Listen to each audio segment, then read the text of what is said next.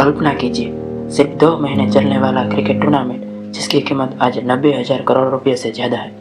वही देश, वही खेल, लेकिन एक लीग जो कई दशकों पुरानी विदेशी स्पोर्ट लीग्स को टक्कर दे रही है।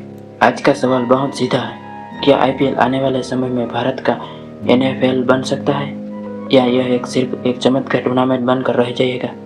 आज हम भावनाओं से नहीं, सिर्फ तथ्यों और आंकड़ों से इस सवाल का जवाब ढूंढेंगे। आईपीएल की शुरुआत और बिजनेस सोच।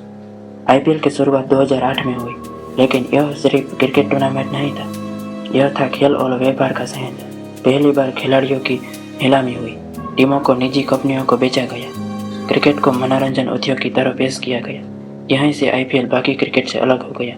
यह मॉडल पारंपरिक नहीं था, लेकिन यही मॉडल आईपीएल की सबसे बड़ी ताकत बना। आईपीएल का पैसा कहां से आता है? आईपीएल के कमाई के मुख्य स्रोत 3 हैं। पहला, टीवी और डिजिटल प्रसारण अधिकार, यही आईपीएल की रीढ़ है। दूसरा, स्पॉन्सरशिप और ब्रांड डील्स, जर्सी, स्टेडियम, विज्ञापन, हर जगह ब्रांड्स। तीसरा, टिकट और मर्चेंडाइज, मैच देखने का अनुभव भी एक प्रोडक्ट है। ध्यान देने वाली बात यह है कि टीमों को मिलने वाली ज़्यादातर कमाई केंद्रीय रूप से बांटी जाती है, जिससे हर टीम को स्थिर आय मिलती है। यहाँ एक छोटा सा अनुरोध, अगर आपको यह वीडियो ज्ञानवर्धक लग रहा है तो लाइक करें, क्योंकि इससे ऐसे तथ्य आधारित वीडियो और लोगों तक पहुँचते हैं। एनएफएल क्या है और क्यों खास है? अब बात करते हैं एनएफएल की। एनएफएल सिर्फ अमेरिका की फुटबॉल लीग नहीं है, यह एक पूरे साल चलने वाला बिजनेस सिस्टम है। एनएफएल की खास बातें: साल भर कंटेंट, समान रेवेन्यू वितरण, सख्त वित्तीय नियम, टीमों की स्थिर वैल्यू।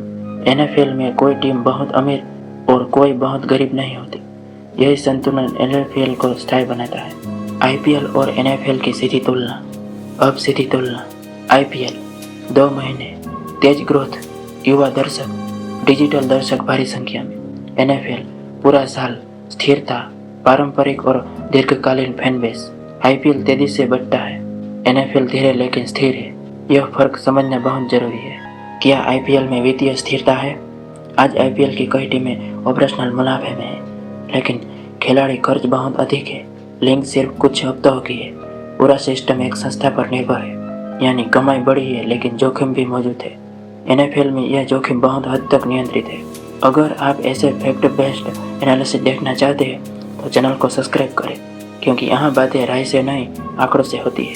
एनआरआई निवेशक आईपीएल को कैसे देखते हैं? विदेश में रहने वाले निवेशक आईपीएल को भावात्मक नहीं, एक एसेट की तरह देखते हैं। उन्हें आईपीएल में दिखता है बड़ा बाजार, युवा दर्शक, डिजिटल विस्तार, लेकिन साथ ही दिखता है सीमित अवधि, नियामकीय की अनिश्चितता, एक देश पर निर्भरता।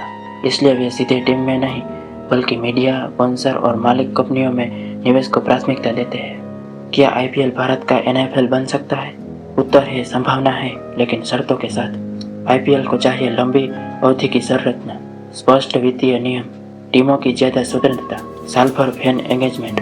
अगर ये हुआ तो आईपीएल सिर्फ टूर्नामेंट नहीं, एक स्थायी खेल उद्योग बन सकता है।